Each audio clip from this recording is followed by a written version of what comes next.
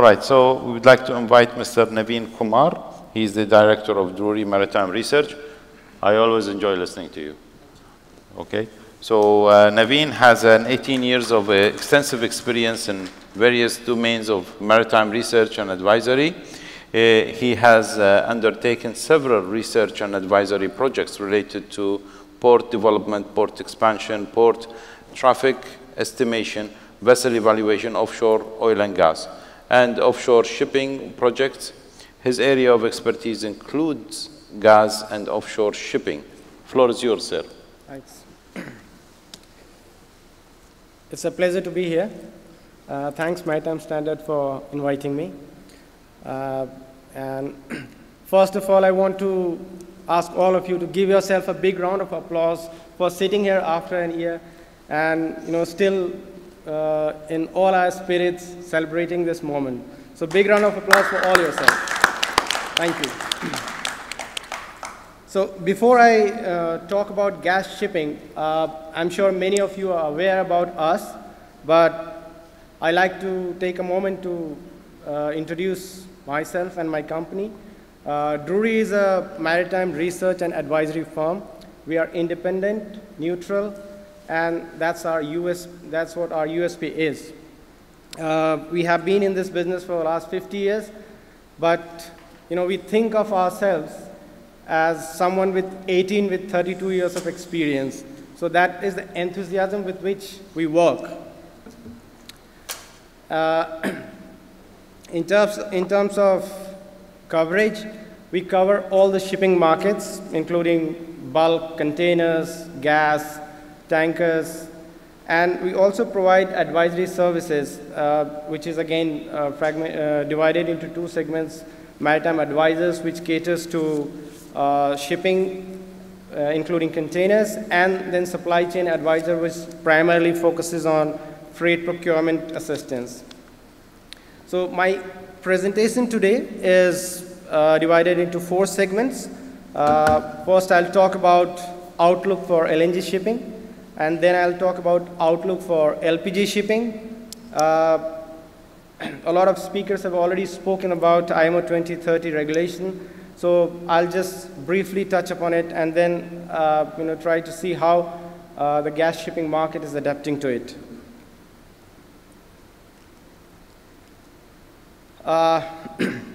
As we can see, the fleet, LNG fleet in the past 5 years has grown at a CAGR of about 8%, and we expect a similar kind of growth over the next 5 years.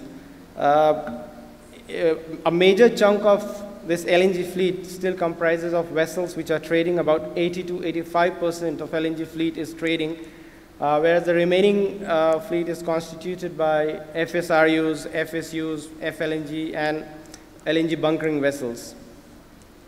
What we have seen is, some of the trends that are emerging is rise in new building orders, and what is important is the speculative orders in it.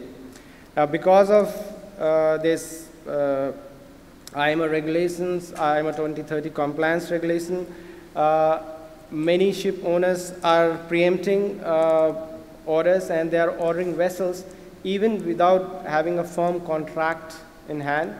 What is also interesting is the developments in the last year and so. We have seen a number of uncommitted vessels have landed short-term contracts. So that has bolstered their view and their optimism in the market. If you look at the supply-demand balance over the next 5 years, the demand for LNG is now expected to rise substantially. Main reason for this rise is it can be explained basically with 2 reasons.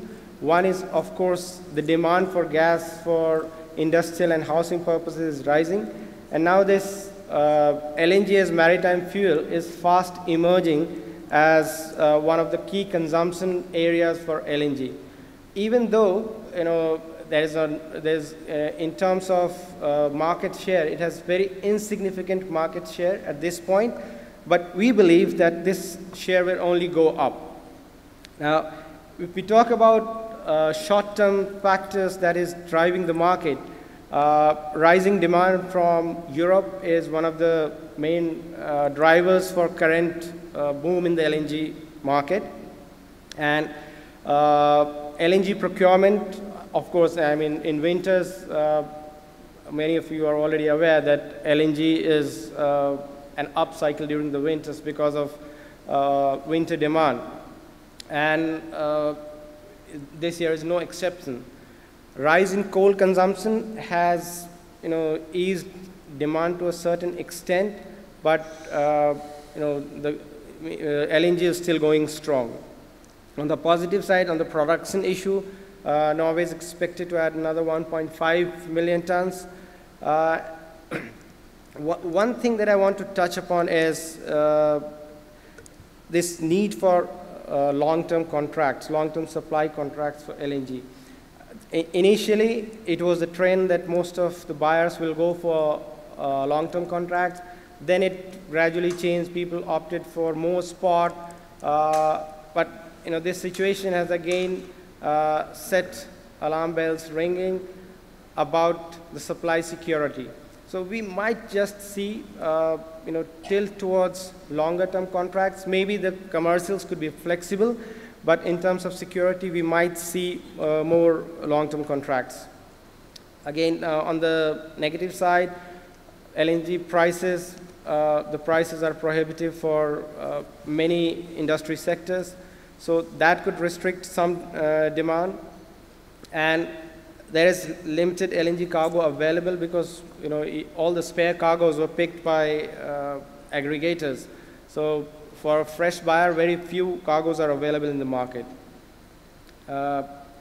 Based on the supply and demand, we have projected charter rates. Now, one of the most important thing that you should notice here is the decline in charter rates of steam turbine engines. Because of their poor energy efficiency, because of the methane slip, the boil-off gas, they are fast becoming obsolete. Their popularity has waned in the last 1.5 years, and we don't see any reason why it would rise in the near future, given that IMO compliance has become mandatory now after 2023.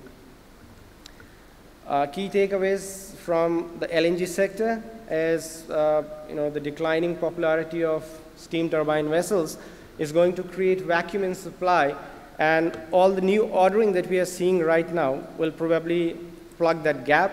So that is why we are projecting the fleet will grow only at organic pace, but we still believe that rates will remain firm in the next year and a half. So good news for LNG ship owners. Talking about LNG as alternative fuel, I had a slide here, but I'll tell you what the problems are. There are about 600 vessels on order which could use LNG as fuel. Now, just to put it in the context, there are about 120,000 merchant vessels trading today. So 600 out of 120,000 vessels, it's nothing. So the trend is catching up. In 3 years, 5 years time, we may see more vessels, but I personally don't see it as a very huge penetration in the fuel market, from shipping side at least. About LPG, again, LPG fleet is expected to grow slower as compared to LNG. We only expect 1% fleet growth over the next 5 years. What is changing though is the share of dual fuel vessels in LPG segment. Almost 3/4 of the vessels ordered recently, they are going to use multiple fuels, mostly LPG or ethane. So these options are already being looked into. In terms of supply-demand balance, the supply-demand balance of LPG market is squeezing too over the forecast period. And as a result, we expect that charter rates for LPG market will remain strong over the next couple of years at least. The reason being there is no option to augment any additional supply over the next couple of years because all the shipyard slots are full. So availability of any new tonnage is very bleak. What is driving the market? Rising exports from the US, expanding petchem demand in Asia, and the intra-regional trade in Europe and China has increased of late. And limited supply of LNG has also fueled the growth in LPG market because it's an alternative fuel in many sectors. And this, the risk of Panama Canal, this applies to LNG as well. Congestion at Panama Canal is at unprecedented level. We are our AIS data shows that there is almost 18 to 21 days of waiting period for LNG carriers, LPG carriers, and that too when these sectors are priority sectors compared to some of the other shipping sectors. So that is soaking up a lot of supply. This is VLGC projections from our desk. We expect that 2022 is likely to be slightly better than what we have seen in 2021. And thereafter, after a marginal decline, it will remain steady over the forecast period. So what is driving the LPG market? I think the backbone of LPG market world over is a very stable demand from the residential sector, especially emerging economies like India, Bangladesh, Philippines. They are absorbing a lot of LPG for the residential sector. And surge in dual fuel vessels on the supply side is one of the key takeaways. And we see this trend catching up fast. There will be more vessels. I think the days of single fuel vessels will be over pretty soon, especially in gas shipping. Demolitions will be needed to balance the supply, and we expect that it will happen.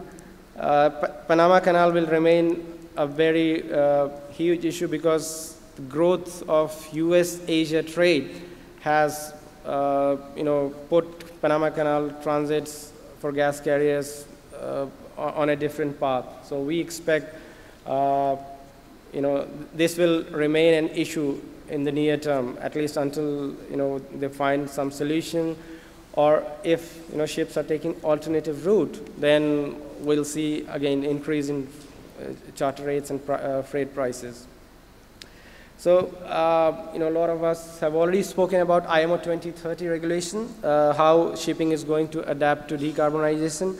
A lot of countries have already adopted or pledged net zero emission, and the slide you see shows the timelines of when each these countries will adopt to net zero emission. Now, as far as compliance option goes, shipping really doesn't have many options on the table at this point. Buying a new ship which will be more energy efficient, which can comply to all the decarbonization norms, it's a time-taking process. Cannot happen before 3 to 4 years. But what can immediately happen is slow steaming. You produce less carbon, and that again will soak up a lot of supply. So in our view, going over the next 2-3 years at least, charter rates will remain strong on the account of slow steaming alone. Other factors being constant, of course, other factors may change the dynamics pretty soon. We have already learned that 1 year is a long time, and I'll skip it very quickly. So just to sum it up, how industry players are adapting to it, ordering dual fuel vessels, surge in new orders with improved ship designs. In LNG, phasing out of steam turbine vessels is going to happen pretty soon. And what I was talking about is, what is the alternative fuel order book? So this is what it looks like. 692 vessels only in the order book, but that's not enough. So thank you so much for giving your time and listening to me. Thank you very much, Navin.